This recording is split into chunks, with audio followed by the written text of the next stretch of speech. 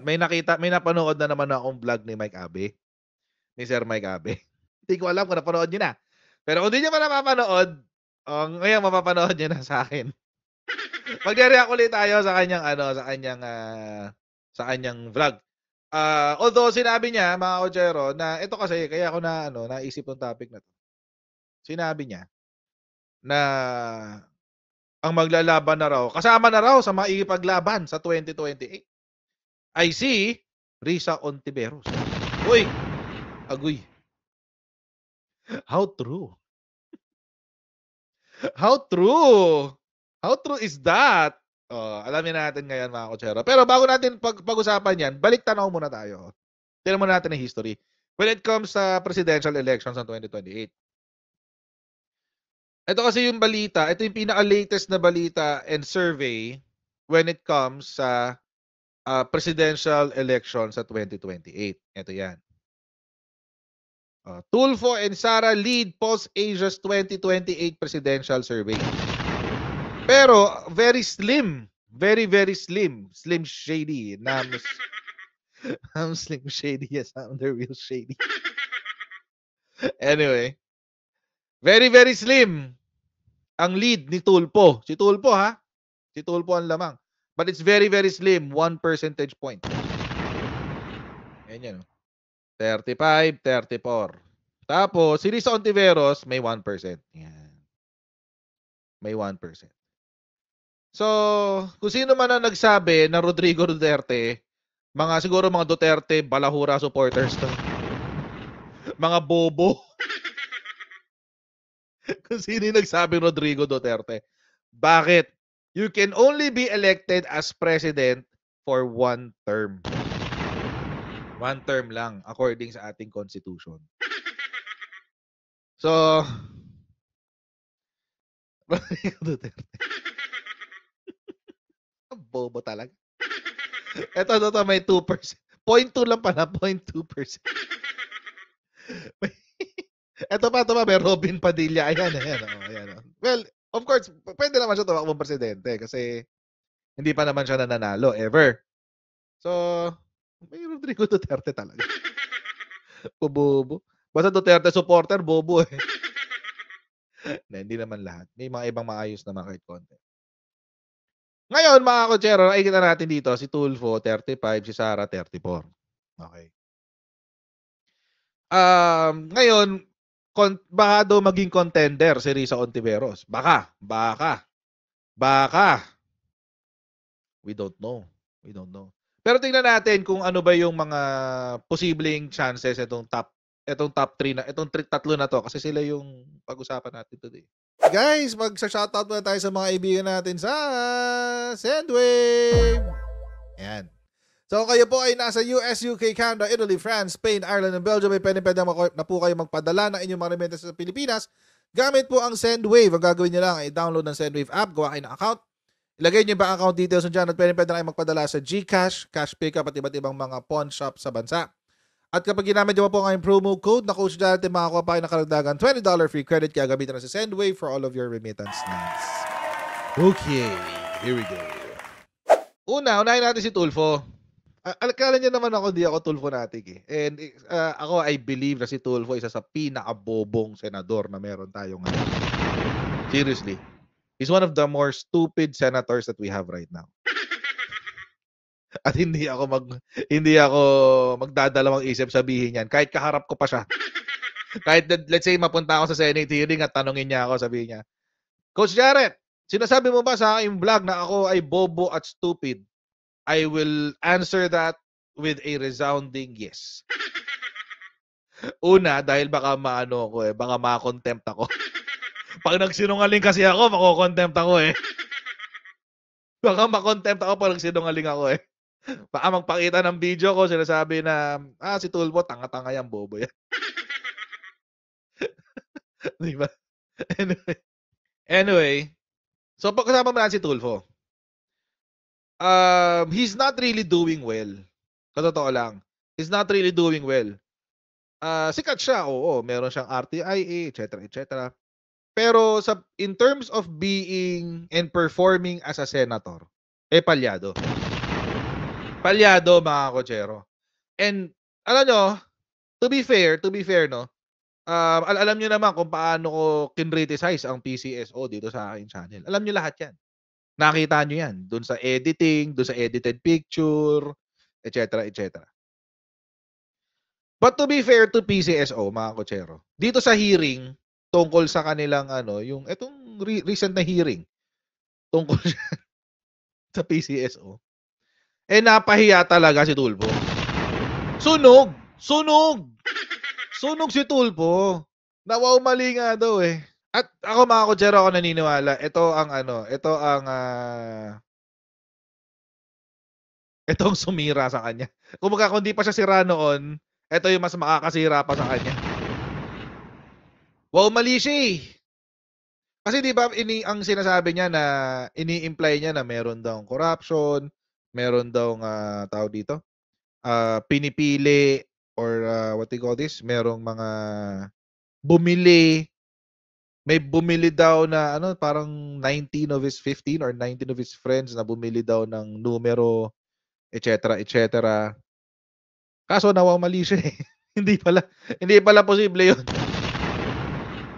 Hindi pala posible 'yun. Ang sabi niya, ito isa pa sa mga naging claim niya eh. Yung paki-claim na 'yan. Sabi niya kasi, yan ang kasagutan ni PCSO General Manager Mel Robles patungkol sa akusasyon ni Senator Raffy Tulfo na may nanalo sa lottery games ng 20 times sa loob ng maikling panahon. Nanalo daw ng 20 times sa loob ng isang buwan. Oo. Ngayon, nung nag-usap sa hearing, lumabas sa hearing, hindi pala yun yung mga mega loto. Hindi pala yun yung mga may mga lalaking jackpot na milyon-milyon. Ang lumalabas, yung mga umuulit, nakakaulit ng 20 times, ay yung mga nakakapremyo ng 10,000 pesos pababa. Bakit? Kasi yung iba sa kanila, literal na paki-claim. Ganun siya. Literal na paki-claim. Dahil minor prizes lang daw, ang winner ay maaaring makisuyo kahit kanino man na siya ay may tiwala para i-claim ito. Ang requirements lang ay mag-present ng valid ID. So, halimbawa, nanalo ka ng yung mga maliliit, 2D, 3D, 4D, ayan yan. Yung mga ganyan. Literal na paki-claim, pakipuntahan na lang sa PCSO. Kaysa ako pa yung pumunta. Ganon. Yun pala yung 20 times. Pero sa major prizes, sa Super Lotto, Mega Lotto, Grand Lotto, Ultra Lotto, etc. etc. Hindi raw pwede yung paki-claim. Kailangan daw pumunta ka daw doon sa opisina at magbibigay ka ng requirements. Obligado daw silang sumipot. Hindi raw pwede yung paki-claim. Ayong kubrador daw ang tawag. Ayun, buti na lang mayroong Mami Terry na tagagbigay ng impormasyon. Kubrador ang tawag doon, coach, parang high alay nung araw. High alay? Buhay pa ba ang high alay? Buhay pa yung high alay, no? Buhay pa yung high alay. Ang tagal na nun, no? Ang tagal na ng high alay. Grabe yun. Ibang level yung high alay. Bata pa ako nun eh. Di ba nagka-controversial din yung high alay din yan? Din na yan, di ba? Parang nagkaroon ng controversial din yan nung bata ako. So yun pala yun. So, wow, mali. Wow, mali nga si Tulfo. Mali siya. Tapos yung accusation niya na meron daw may grupo ng magkakaibigan na binayaran daw si PCSO para ilabas yung numero na gusto nilang lumabas. Imposible daw mangyari yun kasi wala rong human intervention dun sa pagbola. Paano mo nga manuhulaan niya? So ibig sabihin, tatayaan mo yung lahat ng combinations. Diba? Tatayaan mo lahat ng combinations para manalo ka ng jackpot prize. Eh di pabor pa rin yun sa PCSO. Hindi ba? Kasi isipin niyo mga kotsero, kung tatayaan mo lahat ng possible combinations, which is what? In the thousands of possible combinations. Kung tatayaan mo lahat yun, magkano bang ngayon? Magkano ng loto, 20 pesos. 20 pesos pa rin ba? Hindi ko alam. Hindi kasi ako nagluluto masyado. 20 pesos pa rin ba? Pag tinayaan mo lahat yon, lahat ng possible combinations, o di, magbibigay ka ng milyon-milyong piso sa PCSO. Tapos, tatayaan, pag nanalo ka, baka mas malaki pa yung ibinayad mo sa loto kaysa dun sa premyong makukuha mo. 24 na, kasi may tax. O ayun, may tax pa raw, 24 na. Ayun, lugi ka. So, at pansinin nyo mga kotsero, wala na masyadong kwento-kwento tungkol sa ano, tawag dito? Tungkol dyan sa PCSO. Wala na masyado, di ba? Lalo na nung binigay yung mga pangalan. Nagbigay ka ng pangalistahan ng lotto winners eh. Doon nga yata nakita ni Tulfo yung pare-pareho, yung 20 raw na nanalong sabay-sabay. Tapos, hindi lang yung listahan ng pangalan ng binigay, alpha list ang binigay. Yung alpha list, mga kotsero, ito yung kompleto impormasyon dito. May pangalan, ID na pinakita, ID number, magkano yung napalalunan, hanggang sa tax, magkanong binayaran na tax. Ganun katindi yun. Kailan nanalo, kailan ni-receive, kailan pala ni-receive, kailan in-encash, whatever. So yun yung alpha list. Kompleto yun. Ano na nangyari kay Tulfo? Wala.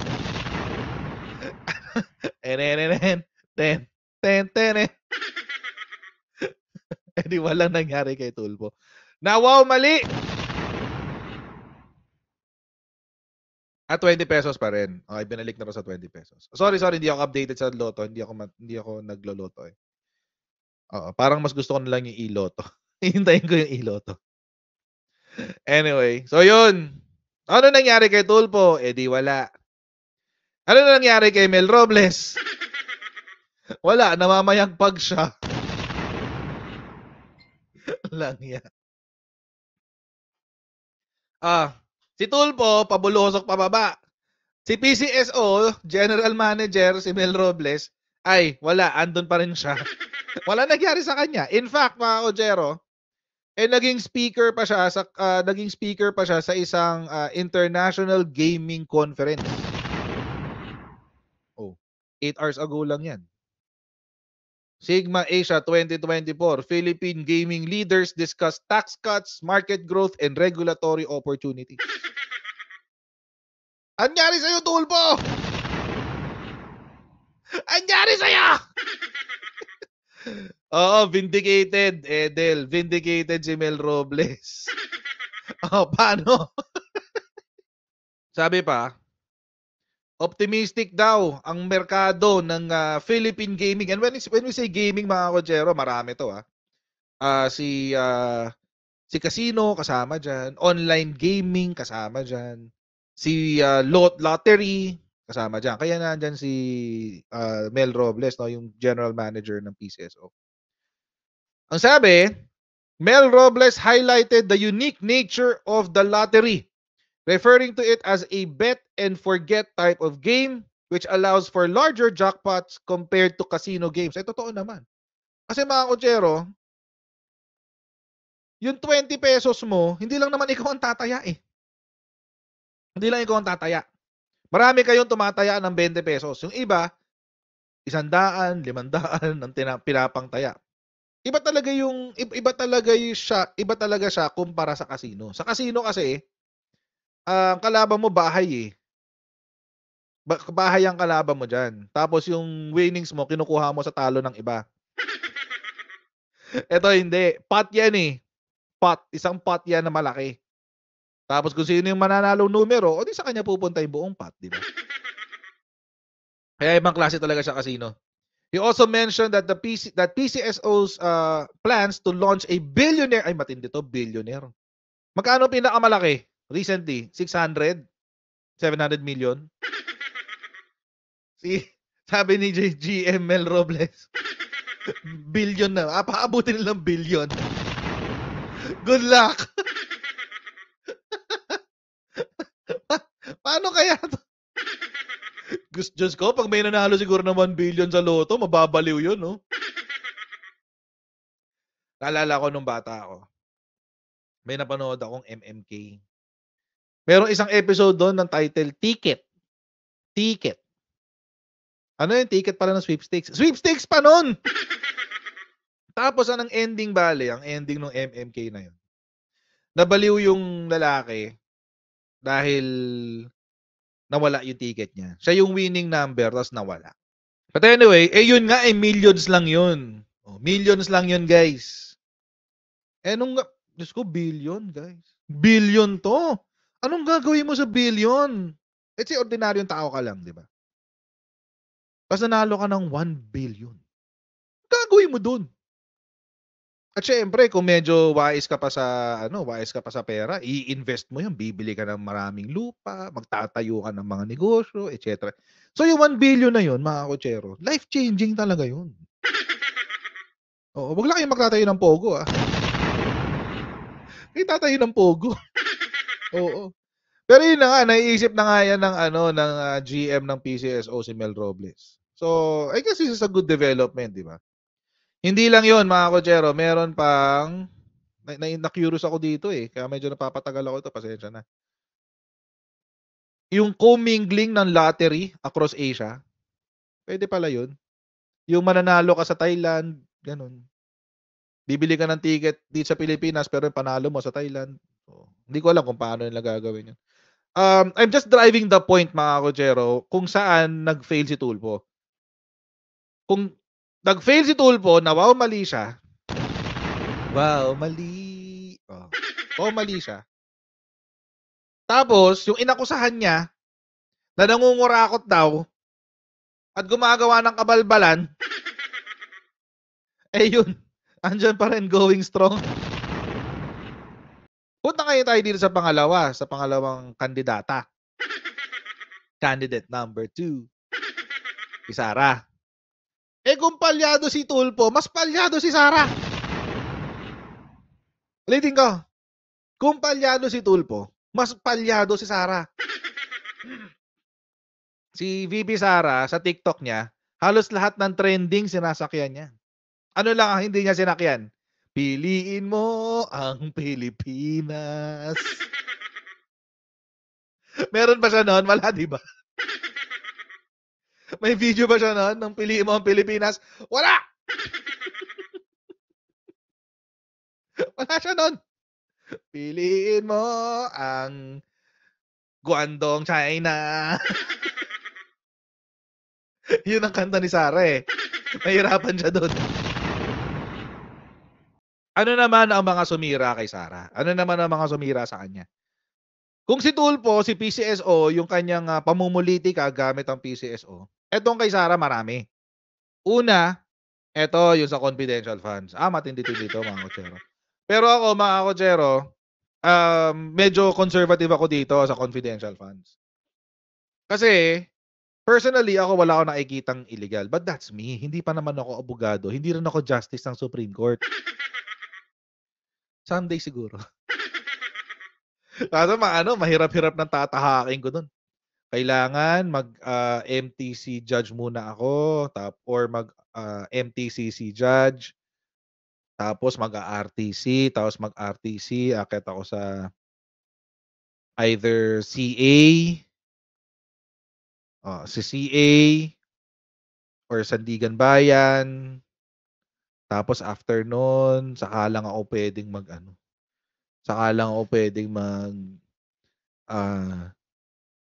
SC, Supreme Court. Paano yun? Baka 80 years old na ako, wala pa ako doon.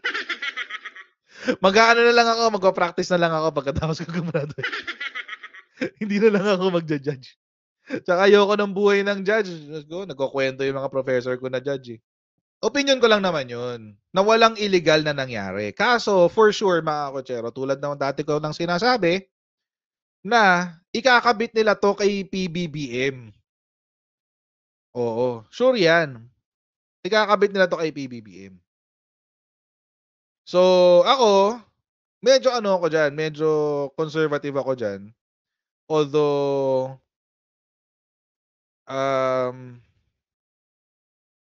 Personally, I think walang mali sa confidential funds. Personally, dati ko na sinasabi yan, hindi pa ako magbabago ng posisyon ko unless the Supreme Court will decide otherwise. Kasi hanggang ngayon mga kotsero, hindi pa po kasi defined kung paano ba dapat tumatakbo ang confidential funds. Wala pa tayong jurisprudence on confidential funds. This will be the first. This will be the very first. So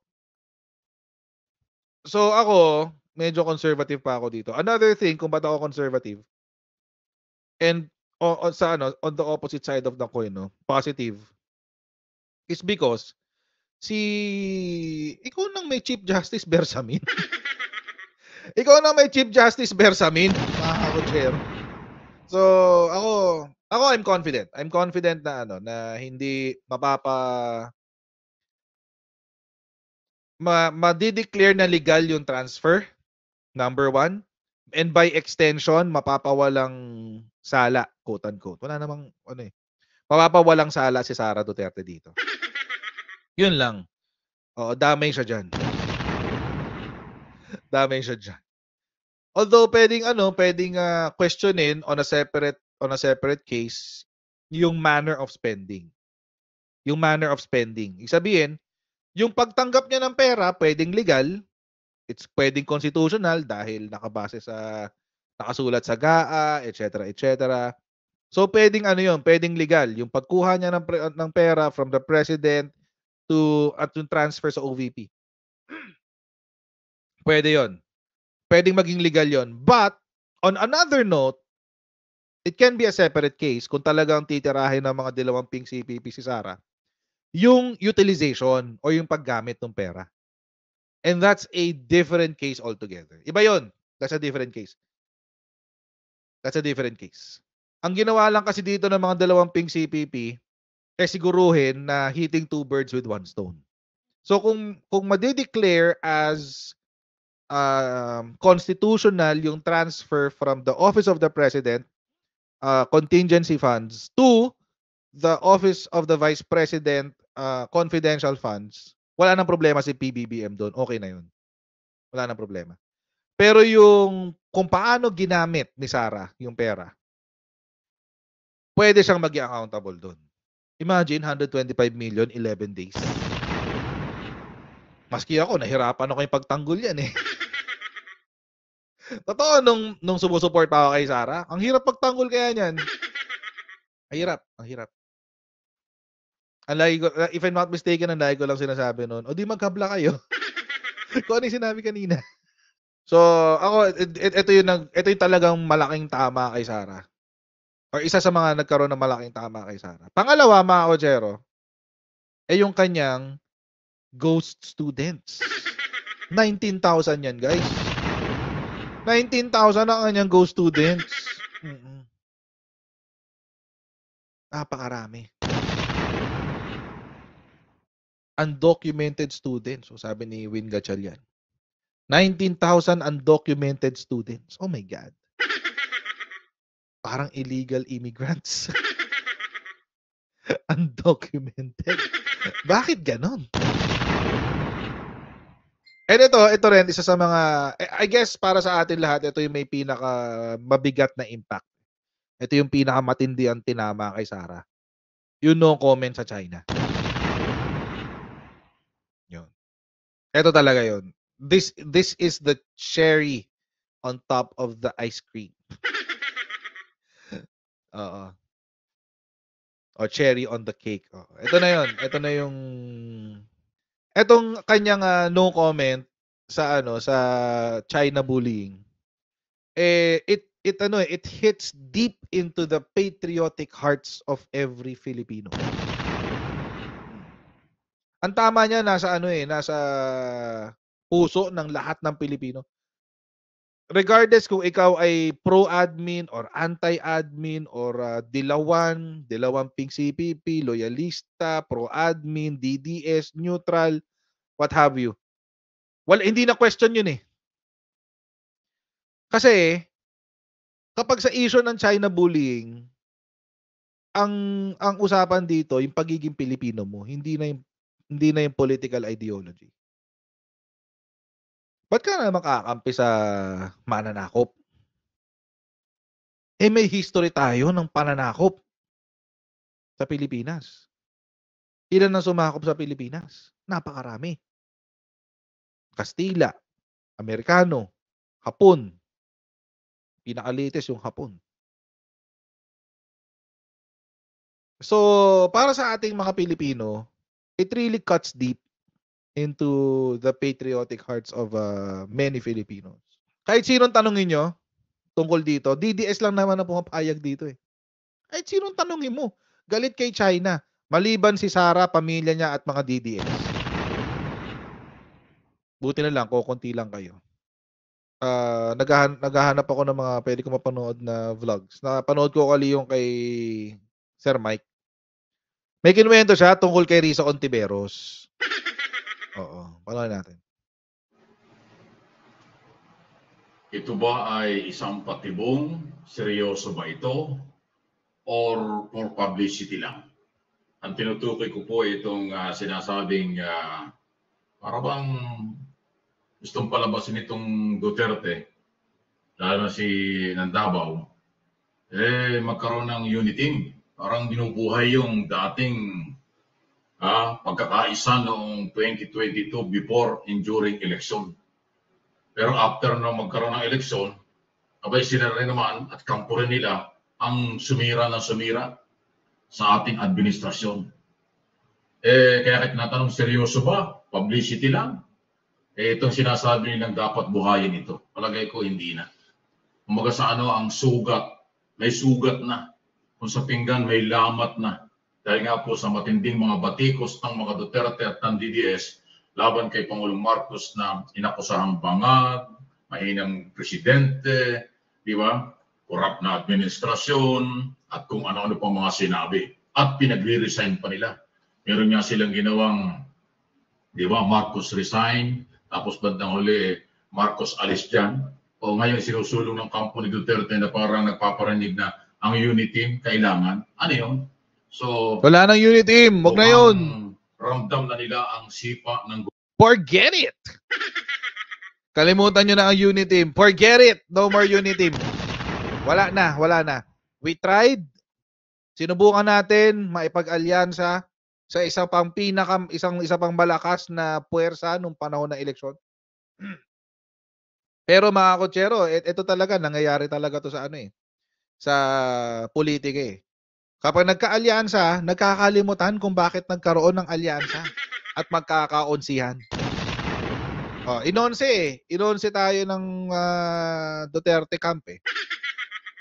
Inonse. So wala na. It's a failed experiment. Wala na 'yan. Wag na natin i-consider.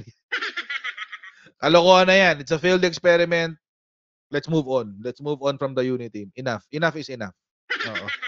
Gobyerno na ipinatutupad ang mga batas katulad ng pag-relieve, pag-ipapalit ng mga kapulisan dyan sa Davao at naglagay ng Special Action Force. Talagang mahihirapan dyan ang mayor ng Davao kasi mamumulto siya ng PNP. Paglabag sa policy ng gobyerno laban sa illegal drugs at iba pa, mamumulto ng PNP. Kaya siguro naramdaman ni Mayor Basti Duterte ang galaw ng national government kasi nga ang Davao City ang isa. At pangalawa, yung walang suporta ang mamamayan at wala rin suporta ang mga local executive doon sa kailang mga rally dahil hindi sila makakuha ng mga permit, hindi sila pinapayagan na makapag-rally, manlait, magmura sa ating administrasyon. Sabay pa ng massive resignation ng mga PDP laban member ng partido ni dating Pangulong Duterte. So, yan na po. At siyempre, yung pagtanggap na sa international community at pagtanggap ng majority ng mga Pilipino sa tamang ginagawa ni Pangulong Marcos ngayon. Kaya posibleng kaya itong Duterte ay nagpaparamdam ng ganito, alam na nila, latay na, ramdam na nila ang hindi pagsuporta sa kanila ng mamamayan. Obvious. Sa halip ang Pangulong sinusuportahan at ang isang pinakamasakit, kahit yung mga DDS or mga Duterte followers noong nakaraang eleksyon, noong mga nakaraang administrasyon, ayaw na ngayon sa kanila dahil sawa na sa kanilang paulit-ulit na batiko sa halip ay tumulong sa pamahalaan. Ano inyong masasabi dyan? Okay? Any comment, reaction, welcome po. Sunod na pag-usapan natin, ano ito? Senator Ontiveros laban kay Vice President versus Vice President Duterte. Ito na ba yung pinag-uusapan for 2028? National o presidential election? Kasi may lumalabas na kung ganyan na mga pagtaya. Yun, yung Rizzo Ontiveros sinasabi ko. Senator Ontiveros ipang national na. Although national senator siya national, pero mas mataas para posisyon sa side ng Piklawan, Dilawan, Liberal Party. Katunayan, si dating Senador Trillanes, parang ang gusto nga niya, nagpahiwating yata isang araw na parang pumapabor na siya na pangunahan ni Senator Rizzo Ontiveros ang lehitimong oposisyon. Kita mo? So kung totoo yan at aabot doon, anything can happen sa politika at maglagay ng sariling kandidato ang Liberal Party, abay si Ontiveros hindi masamang kandidato nila. May baluarte, may followers ang Liberal Party, Piklawan, Dilawan. Number 2 nga sila doon sa nakaraang eleksyon ng 2022. May 15 million sila. At sila hindi ho nakasisira sa kasalukuyang administrasyon. Katunayan, sumusuporta sila sa maraming mga policy at programa ng ating Pangulo Marcos. So, pero siyempre, iba pa yung magiging official candidate ng administrasyon, hindi natin alam. Ngayon, ang pinag-uusapan lang natin, so ano ang inyong masasabi? Kung sakaling umabot doon, Senator Ontiveros, laban kay Vice President Duterte, Sara Duterte, ang pinag-uusapan dito, for 2028 election. Presidential po yan. Sino ba ang mas magaling? Sino ba ang merong seryosong kampanya para ayusin ang ating pamahalaan? Si Ontiveros, maraming napatunayan sa kanyang mga public hearings sa Senado. Okay? At nasa likod niya ang Liberal Party at ang lehitimong oposisyon na kahit oposisyon pero constructive ang dating, hindi sila nakakainis o hindi sila kinaiinisan ng taong bayan dahil naintindihan nila ang policy at programa ni Pangulong Marcos. Kumpara sa mga Duterte, DDS, followers, supporters na walang nakita yatang positive, puro negative, puro batikos laban kay Pangulong Marcos. So parehong babae, ano ang inyong masasabi niya? Ontiveros, Sara Duterte. Sila nga ba yung magkakaligaw? Sila nga ba ang makakatunggali? Pwede, wala naman mong masama, kahit sino. Yung qualification at posisyon, pareho sila. Tingnan natin kung aabot doon. So, tulad na sinabi ko, kaya ako nababanggol ito kasi meron ng grupo na nagsusulong. Although hindi naman inaamin ng Ontiveros, pero sinasabi, siya ay karapat dapat na gawing leader nga ng oposisyon. Tingnan natin kung ano mangyayari. Pero mas maganda kung sasama ang Liberal Party sa kandidato ng administrasyon. Mas lalakas laban kay Sara Duterte. Kasi ito si Sara Duterte, ayaw lang amin ito, baka tatakbo ito sa 2028. Tatakbo yan. Gusto nila. Sure yan. Wala sa lugar. Edi kailangan paghandaan niya. Isa lang ba ang magiging kandidato o magiging dalawa o tatlo? Tingnan natin. Hindi ho sasabihin matagal pa, hindi ilang taon na lang Pag national position ang hawak mo, na target mo, kailangan malawak at maaga ang pagtalakay para malaman ang kakayanan, programa, at seryosong usapin. Any comment, reaction? Okay yan. Okay? Sunod na pag-usapan natin. Mapapahina na ba? Mawawala na ba? Mababawasan na ba ang mga fake news? After nga po na lumabas na itong mga supwena, ibig sabihin pinagpapaliwanag na ng Prosecutor's Office ng Quezon City. Ay, wala natin pag-usapan ng cyber libel. Wala natin ano yung kay cyber libel. Ni yung kay Trillanes yan napag-usapan na natin. Tutok lang tayo dun sa kay Rizzo Ontiveros. Okay. Ako, personally, wala na bang iba? Wala pa bang iba? Diba? Ako personally, maghahanap ako. Hindi ako kampante. Hindi ako kampante kay Rizzo Ontiveros at all. Hindi, wala. Sorry. Hindi. No, I'm not. I'm not comfortable at all with Rizzo Ontiveros. I'm not comfortable with Sara Duterte. I'm not comfortable with Tulfo. Wala akong pipiliin sa kanilang tatlo. Meron pa bang iba? So mga kotsero, once again, maraming po salamat sa inyong patuloy na pagsuporta sa ating channel. Please don't forget to like, share, and subscribe. And I'll see all of you in the next live stream. God bless you guys. See you next time. Bye.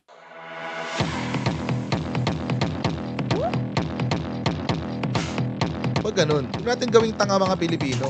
Mas maganda kasi nasa lugar ka ng tama kaysa yung pinipilit mo yung pagkakamali.